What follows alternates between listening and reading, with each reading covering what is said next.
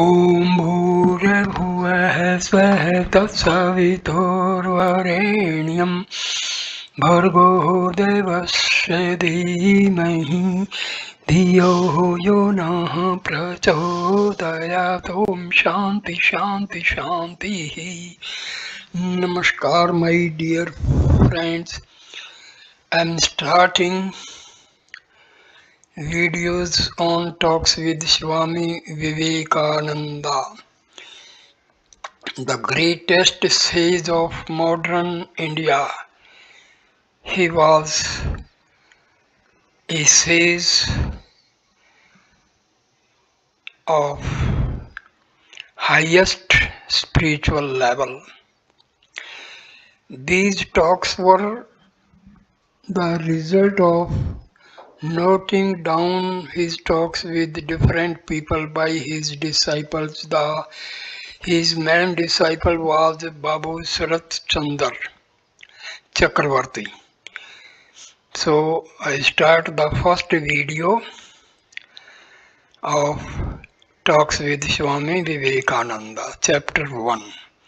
From the diary of a disciple. Disciple was Babu Shraddha Chandra Chakravarti. The first meeting with Swami Vivekananda. Mr. Narendra Nath Sen, editor of the Mirror, comparison between the English and the American, the future result of preaching religion in foreign countries, the relative value of politics and religion. A preacher of cow protection. Man is to be saved first.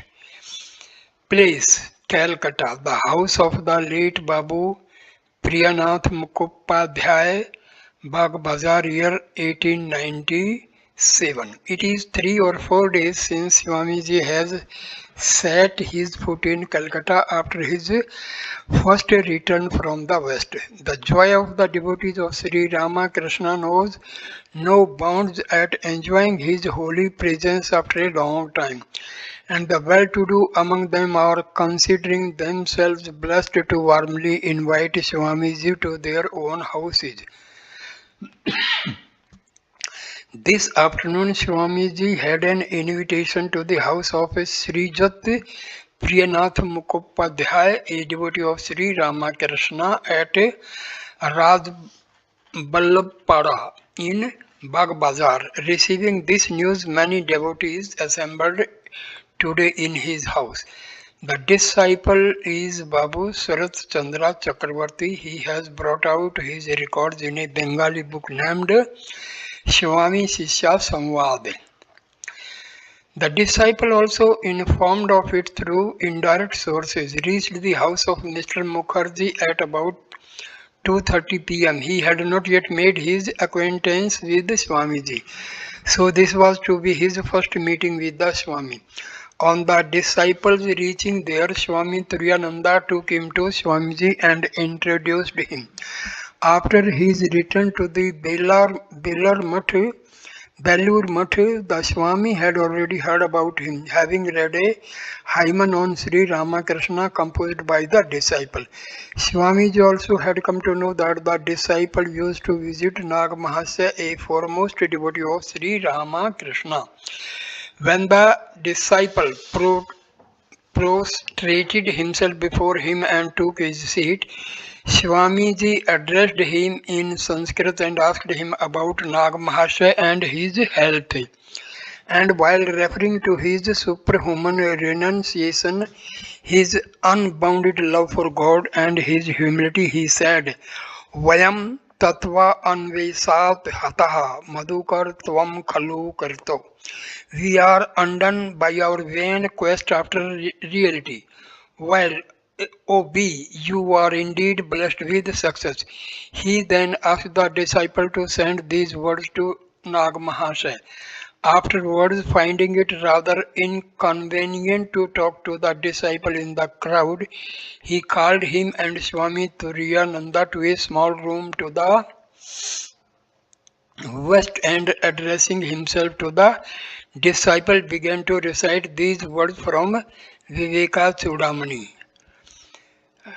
Durgacharan Nag, the great saint and perfected soul living as a householder, who wonderfully reflected in his life in many of its phrases the greatness of Master Sri Ramakrishna.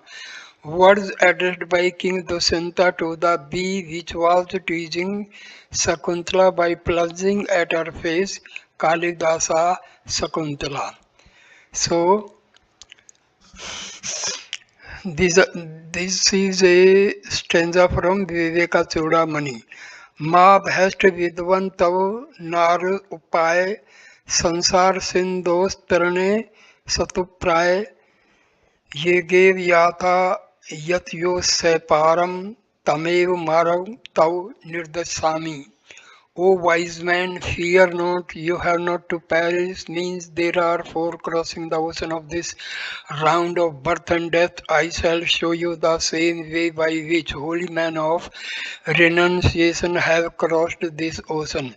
He then asked him to read Acharya Shankara's work named Viveka Chudamani. At these words, the disciple went on musing within himself. Was the Swami in this way hinting at the desirability of his own formal initiation? The disciple was at the time a staunch orthodox man in his ways and a Vedantin. He had not yet settled his mind as regards the adoption of a guru and was a devoted advocate of Varnasrama or caste ordinance. While various topics were going on, a man came in and announced that Mr. Narendranath Sen, the editor of the Mirror, had come for an interview with Swamiji. Swamiji asked the bearer of this news to show him into that small room. Narendra Babu came and taking a seat there opened various topics about England and America. In answer to his questions, Swamiji said, nowhere in the world is to be found another nation like the Americans, so generous, broad-minded, hospitable, and so sincerely eager to accept new ideas. Whatever work, he went on, has been done in America has not been done through my power. The people of America have accepted the ideas of Vedanta because they are so good-hearted. Referring to England, he said, there is no nation in the world so conservative as the English. They do not like so easily to accept any new idea, but if through perseverance they can be won made to understand any idea, they will never give it up by any means. Such firm determination you will find in no other nation. This is why they occupy the foremost position in the world in power and civilization. Then declaring that if qualified preachers could be had, there was great likelihood of the Vedanta work being permanently established in England than in America, he continued.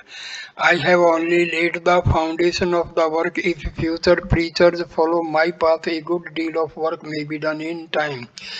Narendra Babu asked, what future prospectus is there for us in preaching religion in this way? Swamiji said, in our country there is only this religion of Vedanta. Compared with the Western civilization, it may be said we have hardly got anything else. But by the preaching of this universal religion of Vedanta, a religion which gives equal rights to acquire spirituality to men of all creeds and all paths of religious practice, the civilized West would come to know that a wonderful degree of spirituality once developed in India and how that is still existing. By the study of this religion, the Western nations will have increasing regard and sympathy for us. Already these have grown to some extent. In this way, if we have their real sympathy and regard, we would learn from them the sciences bearing on our material life, thereby qualifying ourselves better for the struggle of existence. On the other hand, by learning this Vedanta from us, they will be enabled to secure their own spiritual welfare. Narendra Babu asked, is there any hope of our political progress in this kind of interchange? Swamiji said, they, the Western nations, are the children of the great hero Virochana. Their power makes the five elements play like puppets in their hands. If you people believe that we shall, in case of conflict with them, gain freedom by applying those material forces, you are profoundly mistaken. Just as a little piece of stone figures before the Himalayas, so we differ from them in point of skill in the use of these forces. Do you know what my idea is? By preaching the profound secrets of the Vedanta religion in the Western world, we shall attract the sympathy and regard of these mighty nations, maintaining forever the position of their teacher in spiritual matters, and they will remain our teachers in all material concerns. The day when surrendering the spiritual into their hands, our countrymen would sit at the feet of the West to learn a religion that day, indeed, the nationality of this fallen nation will be dead and gone for good. Nothing will come of crying day and night before them, give me this or give me that. When there, there will grow a link of sympathy and regard between both nations by this give and take intercourse. In ancient Indian tradition, Virochana was the first great king of the Asuras, possessing supernatural powers. Recent investigations in Assyrian mythology prove the existence of a tradition in Assyrian history about such a king called Berossus in certain ancient genealogies. Uh, Continue. There will be then no need for these noisy cries. They will do everything of their own accord. I believe that by this cultivation of religion and the wider diffusion of Vedanta, both this country and the West will gain enormously. To me, the pursuit of politics is a secondary means in comparison with this. I shall lay down my life to practically carry out this belief. If you believe in any other way of accomplishing the good of India, well, you may go on working your own way. Narendra Babu shortly left expressing his unqualified agreement with Swamiji's ideas. The disciple, hearing the above words from Swamiji, astonished, astonishingly contemplated his luminous features with steadfast gaze. When Narendra Babu had departed, an enthusiastic preacher belonging to the Society for the Protection of Cows came for an interview with Swamiji. He was dressed almost like a sannyasin, if not fully so, with a girva turban tied on the head. He was evidently an upcountry Indian. At the announcement of this preacher of cow protection, Swamiji came out to the parlor room. The preacher saluted Swamiji and presented him with a picture of the mother cow. Swamiji took that in his hand and making it over. One standing by comments the following conversation with the preacher. Swamiji, what is the objective of your society? Preacher, we protect the mother cows of our country from the hands of the butcher. Cow infirmaries have been founded in some places where the diseased, decrepit mother cows or those brought from the butchers are provided for. Swamiji, that is very good indeed. What is the source of your income? Preacher, the work of the society is carried only by gifts kindly made by great men like you, Swamiji. What amount of money have you now laid by? Preacher, the Marwari traders community are the special supporter of this work. They have given a big amount for this good cause, Swamiji. A terrible famine has now broken out in Central India. The Indian government has published a death roll of 9 lakhs of starved people. Has your society done anything to render help in this time of famine? Preacher, we do not help during famine or other distresses. This society has been established only for the protection of mother cows. Swamiji, during a famine when lakhs of people, your own brothers and sisters have fallen into the though having the means to help them in that terrible jaws of death, you have not thought it your duty calamity with food. Preacher, no, this famine broke out as a result of man's karma, their sins. It is a case of like karma, like fruit. Hearing the words of the preacher, sparks of fire as it was scintillated out of Swami's large eyes. His face became flushed, but he expressed his feeling and said, those associations which do not feel sympathy for man and even seeing their own brothers dying from starvation do not give them a handful of rice to save their lives while giving away piles of food to save birds and beasts. I have not the least sympathy for them, and I do not believe that society derives any good from them. If you make a plea of karma by saying that man dies through their karma, then it becomes a settled fact that it is useless to try or struggle for anything in this world, and your work for the protection of animals is no exception. With regard to your cause also, it can be said the mother cows through their own karma fall into the hands of the butchers and die, and we need not do anything in the matter. The preacher was a little abashed and said, yes, what you say is true, but the Shastras say that the cow is our mother. Swamiji smilingly said, yes, that the cow is our mother. I understand. Who else could give birth to such unaccomplished children? Such accomplished children. The up-country preacher did not speak further on the subject. Perhaps he could not understand the point of Swamiji's poignant ridicule. He told Swamiji that he was begging something of him for the objects of the society. Swamiji, I am a sannyasi, a fakir. Where shall I find money enough to help you? But if ever I get money in my possession, I shall first spend that in the service of man. Man is first to be saved.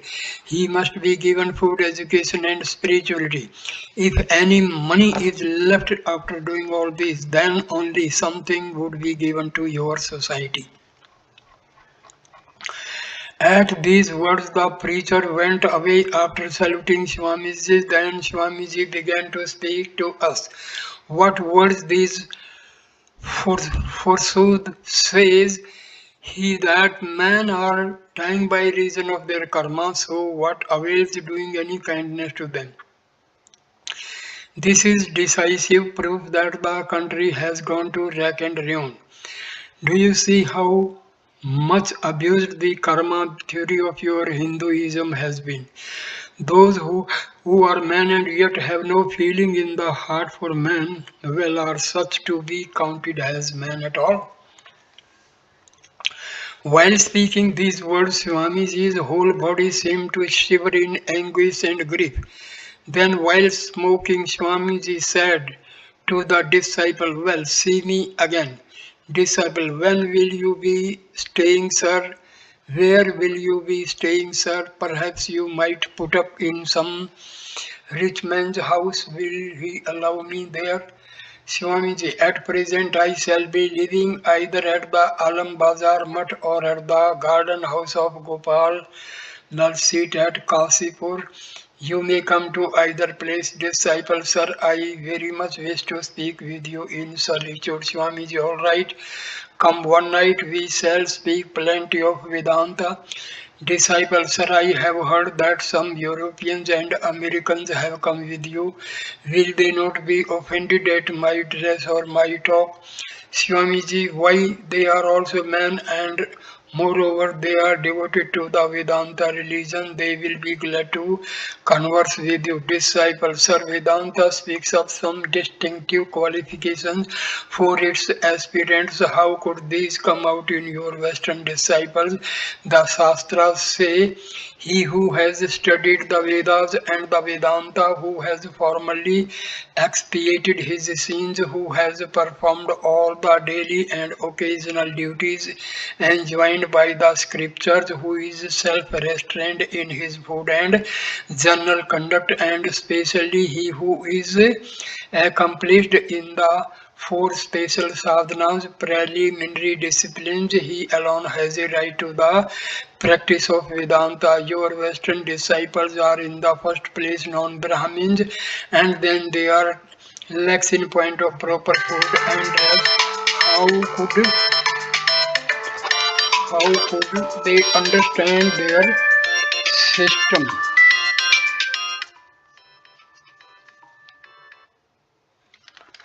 Swamiji, when you speak with them, you will know at once whether they have understood Vedanta or not.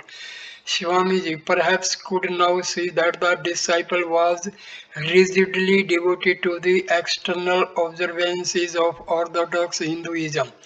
Swamiji, then surrounded by some devotees of Sri Ramakrishna, went over to the house of Sri Jat Balram Basu at Bagh Bazar. The disciple bought the book Vivekananda Chudamani at Batala and went towards his own home at Darjipada. Rebellion against nature, the sign of consciousness. The same is true of nations.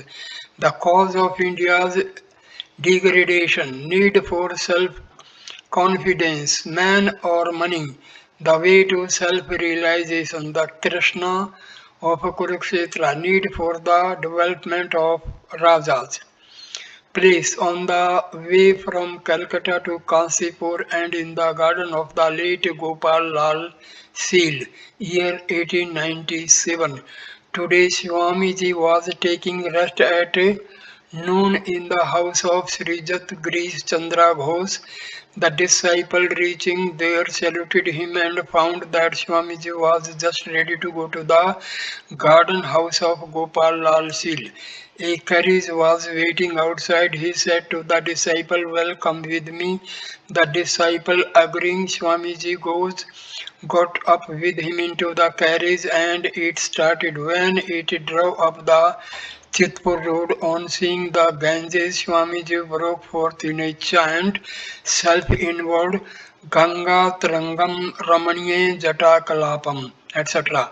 The disciple listened in silent wonder to that wave of music when, after a short while, seeing a railway engine going towards the Chitpur hydraulic bridge, Swamiji said to the disciple, "Look how it goes majestically like a lion." The disciple replied, "But that is inert matter. Behind it there is the intelligence of man working and hence it moves. In moving thus, what credit is there for it?" Swamiji, "Well, say then, what is the sign of consciousness?" Disciple, "Why, sir, that indeed is conscious which acts through intelligence." Swamiji, "Everything is conscious which rebels against nature. There, consciousness is manifested. Just try to kill a little ant. Even it will once resist to save its life. Where there is struggle, where there is rebellion, there is the sign of life. There consciousnness is manifested." The famous actor and dramatist of Bengal and a foremost devotee of Sri Ramakrishna. From Vyasa's hymen to Viswanatha, meaning a whose matted locks look charming with the waves of the Ganges playing among them. These are the meanings in the above paragraphs. Disciple, sir, can that test be applied also in the case of man and of nations, Swamiji? Just read the history of the world and see whether it applies or not. You will find that excepting yours, it holds good in the case of all other nations. It is you only who are in this world lying prostrate, today like inert matter. You have been hypnotized from very old times. Others have been telling you that you are weak, that you have no power, and you also accepting that have for about 1,000 years gone on thinking, we are arrested, we are good for nothing. Pointing to his own body, he said, this body also is born of the soil of your country, but I never thought like that, and hence you see how through his will, even those who always think us low and weak have done and are still doing me divine honor. If you can think that infinite power, infinite knowledge, and indomitable energy lie within you, and if you can bring out that power, you also can become like me, disciple. Where is the capacity in us for thinking that way, sir? Where is the teacher or preceptor who from our childhood can speak thus before us and make us understand what we have heard and have learned from all is that the object of having an education nowadays is to secure some good job. Swamiji, for that reason is that we have come forward with quite another percept and example. Learn that truth from us, understand it and realize it, and then spread that idea broadcast in cities, in towns, and in villages. Go and preach to all. Arise, awake, sleep no more. Within each of you there is the power to remove all wants and all miseries. Believe this and that power will be manifested. Teach this to all and with that spread among the masses in plain language the central truths of science, philosophy, history and geography. I have a plan to open a center with the unmarried youth. First of all, I shall teach them and then carry on with the work through them, disciple. But that requires a good deal of money. Where will you get this money, Swamiji? What do you talk? Is not it man that makes money? Where did you ever hear money making man? If you can make your thoughts and words perfectly at one, if you can, I say, make yourself one in speech and action, money will pour in at your feet of itself like water. Disciple, well, sir, I take it for granted that money will come and you will begin that good work, but what will that matter? Before this, also, many great men carried out many good deeds, but where are they now? To be sure, the same fate awaits the work which you are going to start. Then, what is the good of such an endeavor? Swamiji, he who always speculates as to what awaits him in future accomplishes nothing whatsoever. What you have understood as true and good, just do that at once. What is the good of calculating what may or may not befall in future? The span of life is so short, and can anything be accomplished in it if you go on forecasting and computing result? Good is the only dispenser of result. Leave it to him to do all that. What have you got to do with it? Don't look that way, but go on working.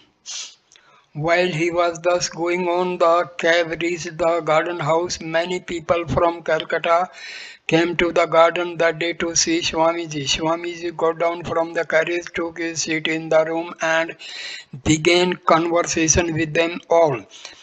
Mr. Goodwin, a Western disciple of Swamiji, was standing nearby like the embodiment of service, as it were.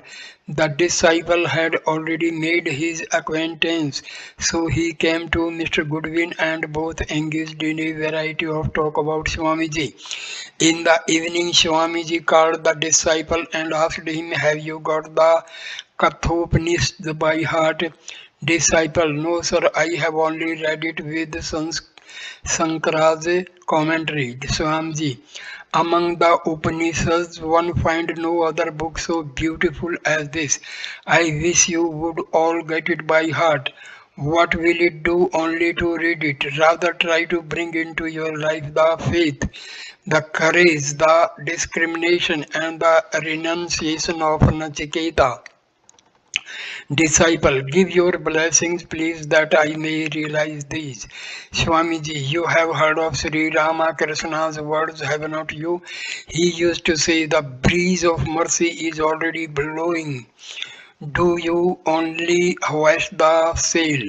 Can anybody, my boy, trust a realization upon another? One's destiny is in one's own hands. The Guru only makes this much understood. Through the power of the seed itself, the tree grows, the air and water are only aids. Disciple, there is, sir, the necessity also of extraneous help. Swamiji, yes, there is, but you should know that if there be no substance within, no amount of outside help will avail anything. You there, yet there comes a time for everyone to realize the self. For everyone is Brahma. The distinction of higher and lower is only in the degree of manifestation of that Brahma. In time, everyone will have perfect manifestation. Hence the Shastras say, Kalinatmani Vindati. In time, that is realized is one's self. Disciple. When Allah's will that happens, sir, from the Shastras we hear how many births we have had to pass in ignorance, Swamiji. What is the fear? When you have come here this time, the goal shall be attained in this life. Liberation or samadhi, all this consists in simply doing away with the obstacles to the manifestation of Brahma. Otherwise, the self is always shining forth like the sun. The cloud of ignorance has only veiled it. Remove the cloud and the sun will manifest. Then you get into the state of a Bhiddhate Hridaya Granthi. The notes of the heart are torn asunder, etc. The various paths that you find all advise you to remove the obstacles on the way. The way by which one realizes the self is the way which he has preached to all. But the goal of all is the knowledge of the self, the realization of the self to it all man. All beings have equal right. This is the way acceptable to all. Disciple, sir, when I read or hear these words of the Shastras, the thought that the self has not yet been realized makes the heart very disconsolate. Swamiji, this is what is called longing. The more it grows, the more will the cloud of obstacles be dispelled and stronger will faith be established. Gradually, the self will be realized like a fruit on the palm of one's hand. This realization alone is the soul of religion. Everyone can go on abiding by some observances and formalities. Everyone can fulfill certain injunctions and prohibitions. But how few have this longing for realization, this intense longing becoming mad after realizing God or getting the knowledge of the self is real spirituality. The irresistible madness which the gopis had for the Lord Sri Krishna, yeah, it is intense longing like that which is necessary for the realization of the self. Even in the gopis' mind there was a slight distinction of man and woman, but in real self knowledge there is not the slightest distinction of sex. While speaking, the Swamiji introduced the subject of Gita Govinda and continued saying, Jayadeva was the last poet in Sanskrit literature, though he often cared more for the jingling of words than for depth of sentiment. But just see how the poet has shown the culmination of love and longing in the sloka Patati Patave. Such love indeed is. Patati patve vichalti patve sankit bhavadupayanam rasyati syanam satskiti nyanam pashyati tav pathanam. At the flying of a bird or the stirring of a leaf, she fancies you are coming, she arranges your bed with eyes all alert looking toward the way you would come. Necessary for self realization. These must be frightening and pinching within the heart. Now, from his playful life at Vrindavan, come to the Krishna of Kurukshetra and see how that also is fascinating. How, amidst all that horrible din and uproar of fighting, Krishna remains calm, balanced, and peaceful. I on the very battlefield, he is speaking the Gita to Arjuna and getting him on to fight, which is the dharma of a Kshatriya. Himself an agent to bring about this terrible warfare, Sri Krishna remains unattached to action. He did not take up arms. To whichsoever phase of it you look, you will find the character of Sri Krishna perfect, as if he was the embodiment of knowledge, work, devotion, power of concentration, and everything.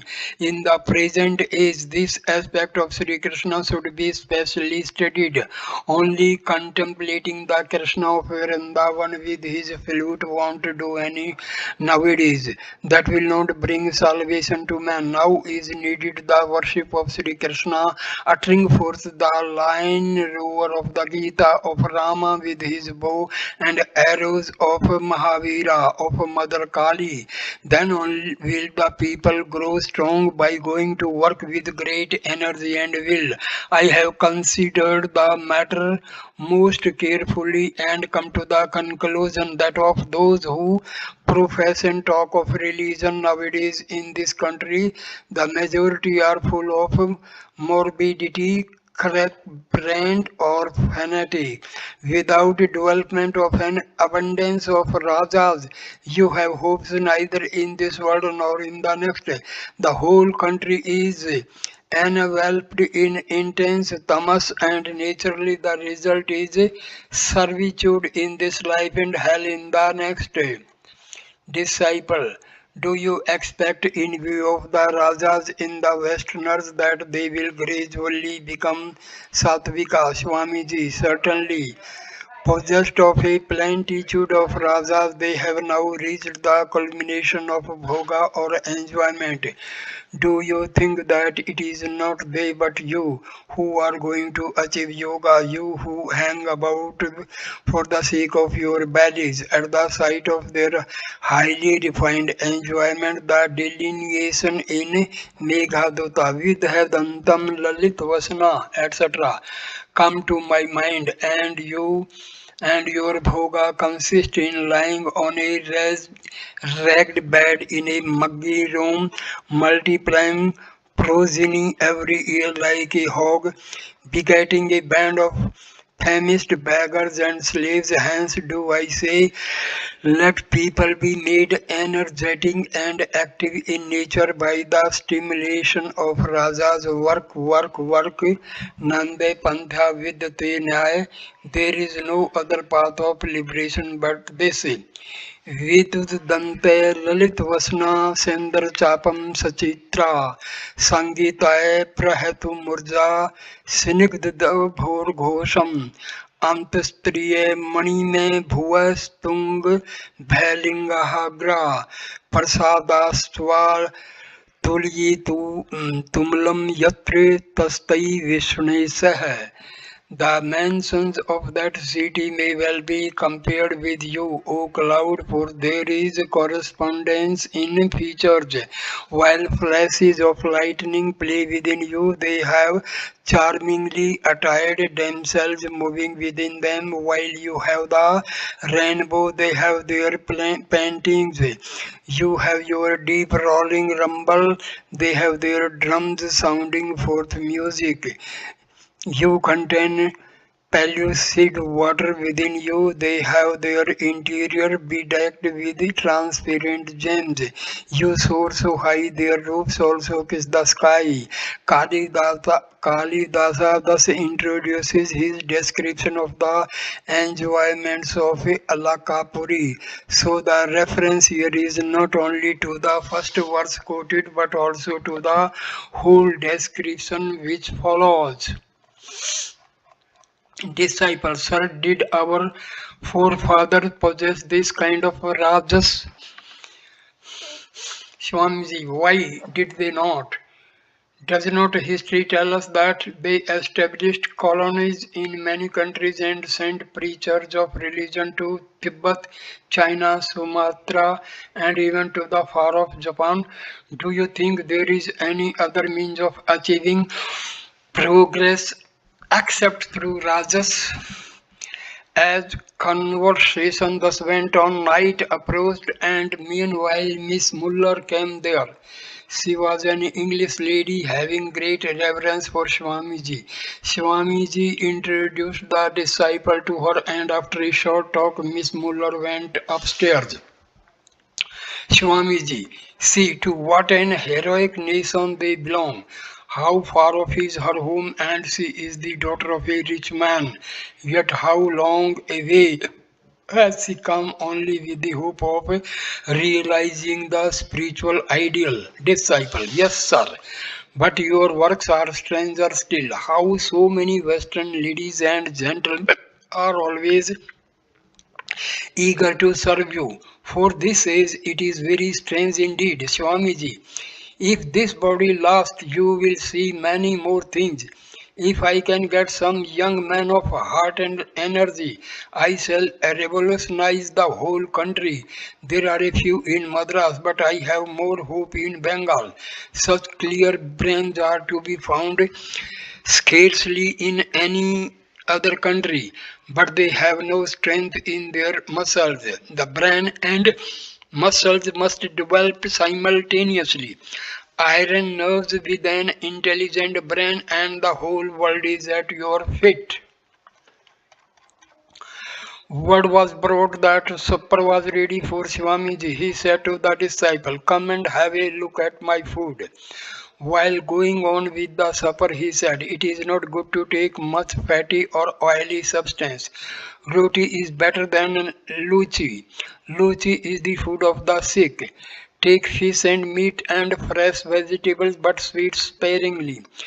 While thus talking, he inquired, well, how many rotis have I taken? Am I to take more?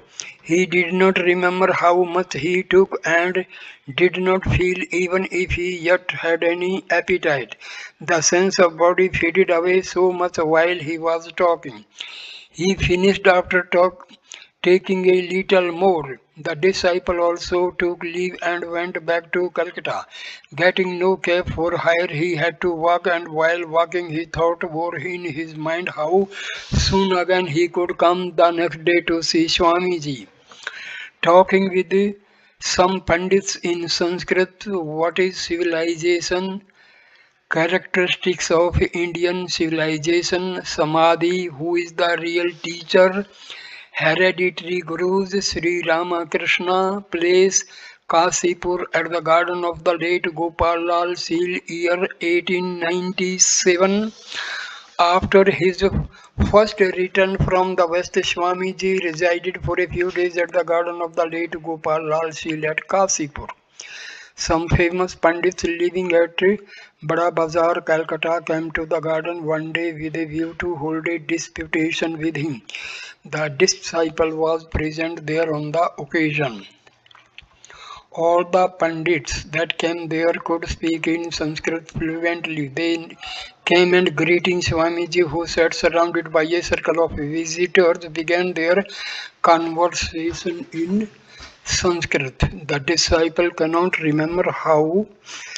Now the subject on which the Pandits argued with him that day, but this much he remembers that the Pandits, almost all in one strident voice, were rapping out to Swamiji in Sanskrit subtle questions of philosophy, and he, in a dignified, serious mood, was giving out to them calmly his own well argued conclusions about those questions.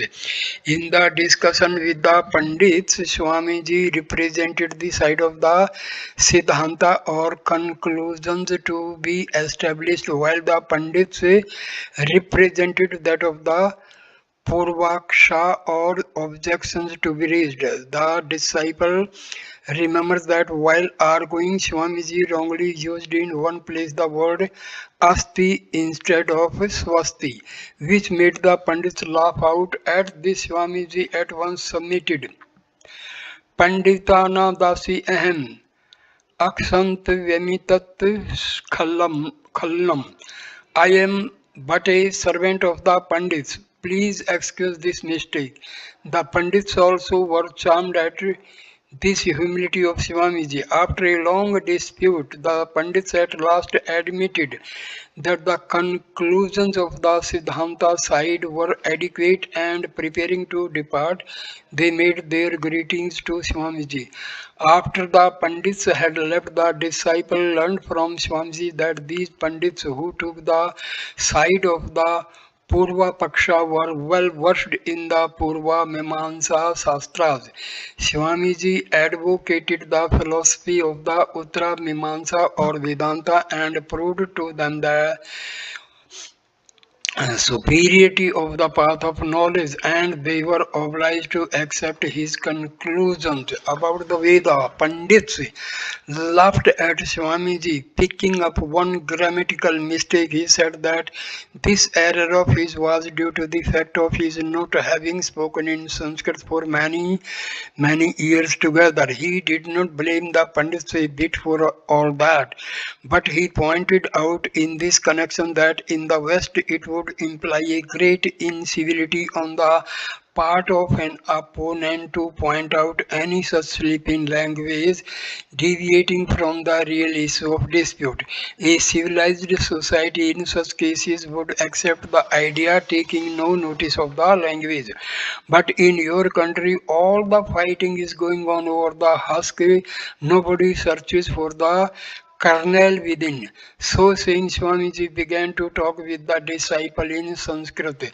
The disciple also gave answers in broken Sanskrit, yet he praised him for the sake of encouragement. From that day, at the request of Swamiji, the disciple used to speak with him in Sanskrit off and on.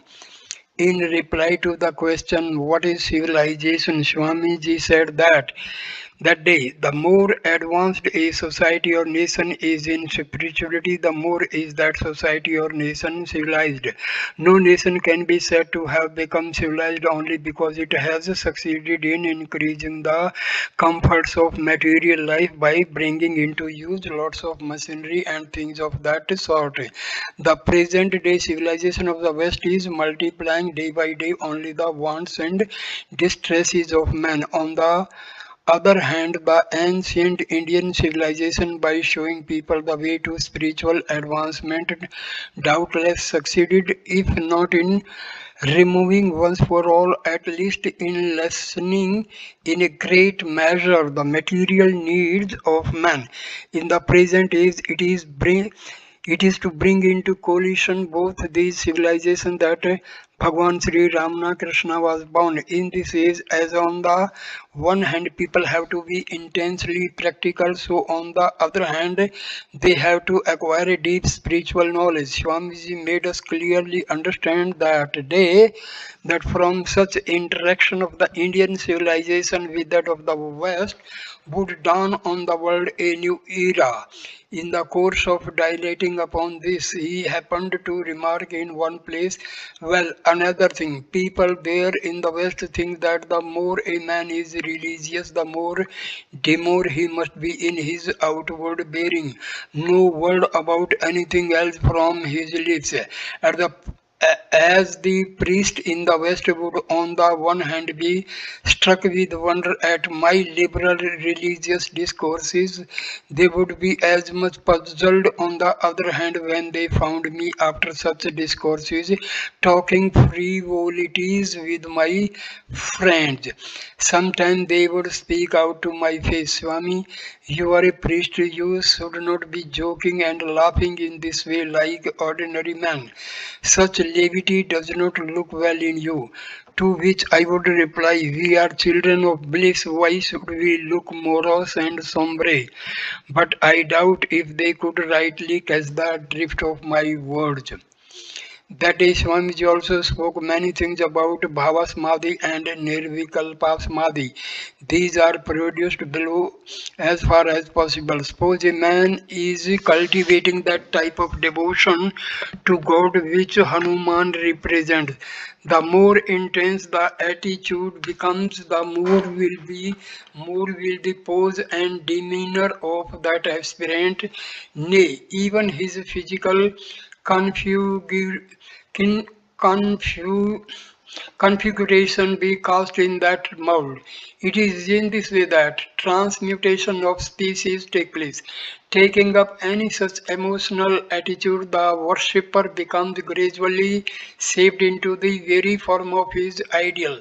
The ultimate stage of any such sentiment is called bhava samadhi, while the aspirant in the path of jnana pursuing the process of neti neti, not this, such as I am not the body, nor the mind, nor the intellect, and so on, attains to the nirvikalpa samadhi when he is established in absolute consciousness.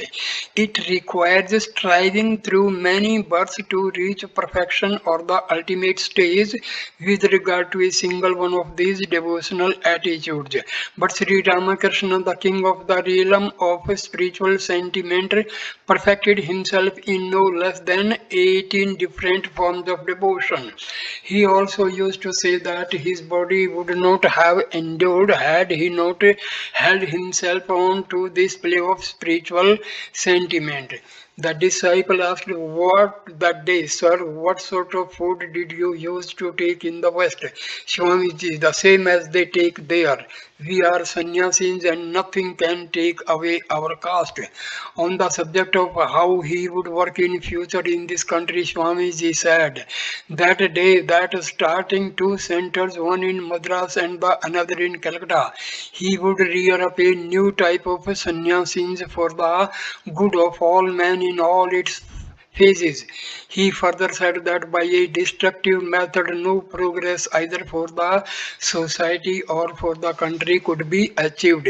In all ages and times, progress has been effected by the constructive process, that is, by giving a new mold to old methods and customs. Every religious preacher in India during the past ages worked in that line. Only the religion of Bhagwan Buddha was destructive. Hence, that religion has been ex- ex- extirpated from India. The disciple remembers that while thus speaking on, he remarked, if the Brahma is manifested in one man, thousands of men advance finding their way out in that light. Only the knowers of Brahma are the spiritual teachers of mankind. This is corroborated by all scriptures and by reason too. It is only the selfish Brahmins who have introduced into this country the system of hereditary gurus, which is against the Vedas and against the Shastras. Hence, it is that even through their spiritual practice, men do not know now succeed in perfecting themselves or in realizing Brahma. To remove all this corruption in religion, the Lord has incarnated himself on earth in the present age in the person of Sri Ramakrishna. The universal teachings that he offered, if spread all over the world, will do good to humanity and the world. Not for many a century past has India produced so great, so wonderful a teacher of religion synthesis. A brother disciple or Swamiji at that time asked him, why did not you publicly preach Sri Ramakrishna as an avatar in the West? Swamiji, they make such flourish and fuss over their science and philosophy. Hence, unless you first knock to pieces their intellectual conceit, through reasoning, scientific argument, and philosophy, you cannot build anything there. Those who finding themselves off their moorings through their utmost intellectual reasoning would approach me in a real spirit of truth seeking. To them alone I would speak of Sri Ramakrishna. If otherwise I had forthwith spoken of the doctrine of incarnation. They might have said, "Oh, you do not say anything new. Why? We have our Lord Jesus for all that." After thus spending some 3 or 4 delightful hours, the disciple came back to Calcutta that day along with the other visitors. Fourth stop. The birthday anniversary of Sri Ramakrishna at Dakshineswar need of religious festivals. Swami Vivekananda did not preach secta- sectarianism. Praised the Kali temple at Dakshineswar and the Alam Bazar Mutt year 1897 March. When Swamiji returned from England for the first time, the Rama Krishna Mutt was located at Alam Bazar. The birthday anniversary of Bhagwan Sri Rama Krishna was being celebrated this year at the Kali temple of Rani Rasmati at Dakshineswar. Swamiji with some of his brother disciples reached there from the Alam Bazar Mutt at about 9 or 10 a.m. He was barefooted with a yellow turban on his head. Crowds of people were waiting to see and hear him in the temple of Mother Kali. Swamiji prostrated himself before the Mother of the Universe, and thousands of heads following him bent low. Then, after prostrating himself before Radhakantaji, he came into the room which Sri Ramakrishna had used to occupy. There was not the least breathing space in the room. Two European ladies who accompanied Swamiji in India to India attended the festival. Swamiji took them along with himself to show them the holy Panchavati and the Vilva tree. Though the disciple was not yet quite familiar with Swamiji, he followed him and presented him with the copy of a Sanskrit ode about the Utsav composed by himself. Swamiji read it while walking towards the Panchavati, and on the way he once looked aside towards the disciple and said, "Yes, it is done well. Attempt others like it." The household devotees of Sri Ramakrishna happened to be assembled on one side of the Panchavati, among whom was Babu Grish Chandra Ghosh. Swamiji, accompanied by a throng, came to Grish Babu and saluted him, saying, "Hello, here is Mr. Ghosh." Grish Babu returned his salutations with folded palms, reminding Grish Babu of the old days. Swamiji said, "Think of it, Mr. Ghosh, from those days to these, what a transition." Grish Babu endorsed Swamiji's sentiment and said, "Yes, that is true, but yet the mind longs to see more of it." After a short conversation, Swamiji proceeded towards the Vilva tree situated on the northeast of the Panchavati. Now a huge crowd stood in keen expectancy to hear a lecture from Swamiji. But though he tried his utmost, Swamiji could not speak louder than the noise and clamor of people. Hence, he had to give up attempting a lecture and left with the two European ladies to show them sites connected with Sri Ramakrishna. Panchavati is a grove of 5 special trees arranged and grown to serve purposes of spiritual practice. The Vilva is also a holy tree of that sort. Hence, he had to give up attempting a lecture and left with the two European ladies to show them sites connected with Sri Ramakrishna's spiritual practices and introduce them to particular devotees and followers of the Master. At 3 p.m., Swamiji said to the disciple, "Fetch me a cab, please. I must go to the mutt now." The disciple brought one accordingly. Swamiji himself sat on one side and asked Swami Niranjanananda and the disciple to sit on the other, and they drove towards the Alambazar Mutt. On the way, Swamiji said to the disciple, "It won't do to live on abstract ideas merely. These festivals and the like are also necessary. For them, then only these ideas would spread gradually among the masses. You see, the Hindus have got their festivals throughout the year, and the secret of it is to infuse the great ideals of religion gradually into the minds of the people.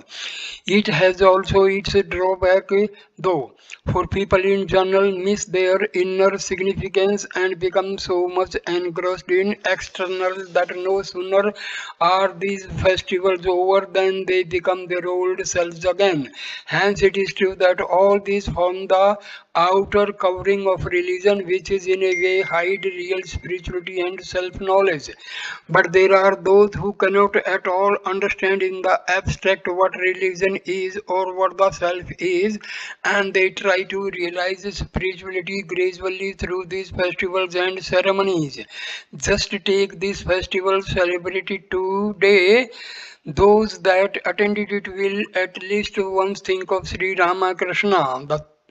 The thought will occupy in their mind as to who he was, in whose name such a great crowd assembled, and why so many people came at all in his name.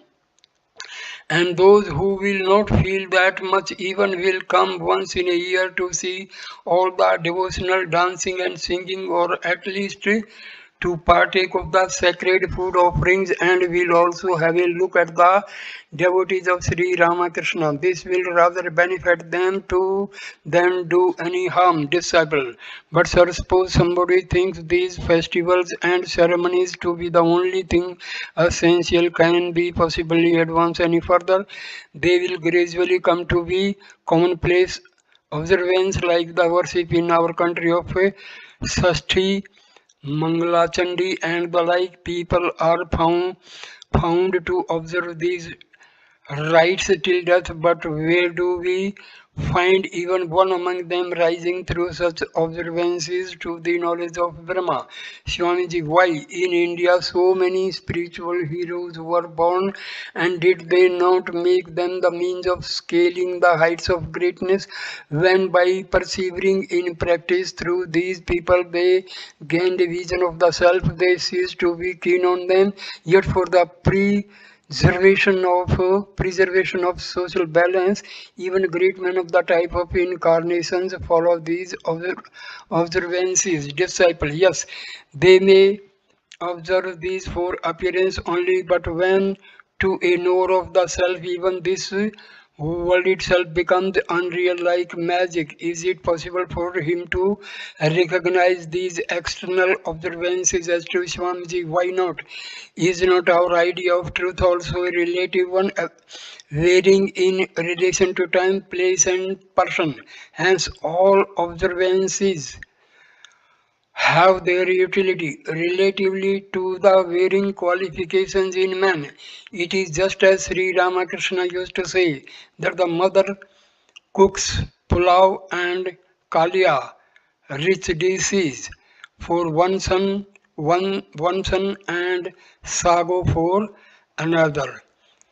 Now the disciple understood at last and kept quiet. Meanwhile, the carriage arrived at the Alam Bazar Mutt. The disciple followed Swamiji into the mutt, where Swamiji, being thirsty, drank some water.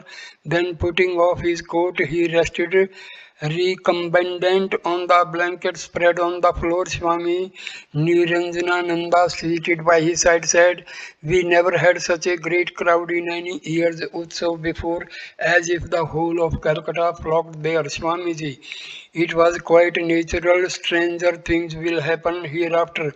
Disciple, sir, in every religious sect are found to exist external festivals of some kind or another, but there is no amity between one sect and another in this matter. Even in the case of such a liberal religion as that of Muhammad, I have found in Dhaka that the Shias and Sunnis go to loggerheads with each other. Swamiji, that is incidental more or less wherever you have sex, but do you know what the ruling sentiment among us is? Non-sectarianism. Our Lord was bound to point that out. He would accept all forms but would say Whether that looked at from the standpoint of the knowledge of Brahma, they were only like illusory Maya. Disciples, sir, I cannot understand your point. Sometimes it seems to me that by thus celebrating these festivals, you are also inaugurating another sect around the name of Sri Ramakrishna. I have heard it from the lips of Nag Mahasaya that Sri Ramakrishna did not belong to any sect. He used to pay great respect to all creeds such as the Shaktas, the Vaishnaves, the Brahmos, the Mohammedans and the Christians. Swamiji, how do you know that we do not also hold in as great esteem all the religious creeds? So saying, Swamiji called out in evident amusement to Swami Niranjanananda, only think what this Bengal is saying. Disciple, kindly make me understand, sir, what you mean. Swamiji, well, you have to be sure, read my lecture, but where have I built on Sri Ramakrishna's name? It is only the pure Upanishadic religion that I have gone about the preaching in the West. Disciple, that's true indeed, but what I find by being familiar with you in that you have surrendered yourself body and soul to Ramakrishna. If you have understood Sri Ramakrishna to be the Lord Himself, why not give it out to the people at large? Swamiji, well, I do preach what I have understood, and if you have found the Advaitic principles of Vedanta to be the truest religion, then why don't you go out and preach it all to man? Disciple, but I must realize before I can preach it to others. I have only studied Advaitism in books. Swamiji, good. Realize first and then preach now. Therefore, you have no right to say anything of the beliefs each man tries to live by. For you also proceed now only by putting your faith on some such beliefs. Disciple, true, I am also living now by believing in something, but I have the Shastras for my authority. I do not accept any faith opposed to the Shastras. Shivanji, what do you mean by the Shastras? If the Upanishads are authority, why not the Bible or the Zendavesta equally so. Disciple, granted these scriptures are also good authority. They are not, however, as old as the Vedas, and nowhere moreover is the theory of the Atma better established than in the Vedas. Swamiji, supposing I admit that contention of yours, what right have you to maintain that truth can be found nowhere except in the Vedas? Disciple, yes, true. Truth may also exist in all the scriptures other than the Vedas, and I do not say anything to the contrary. But as for me, I choose to abide by the teachings of the Upanishads, for I have very great faith in them. Swamiji, quite welcome to do that, but if somebody else has very great faith in any other sect of doctrine, surely you should allow him to abide by that. You will discover that in the long run, both he and yourself will arrive at the same goal. For have not you read in the Mahima Sattva Taumasi Pesamar Yav, that art as the ocean to the rivers falling into? So I stop the video here, and the next video I will start the talk number 5. Thank you, my dear friend. Please like, comment, and share the video and subscribe the channel. Thanks a lot. Namaskar. Good, good, good, good, good, good, good, good, good, good, good.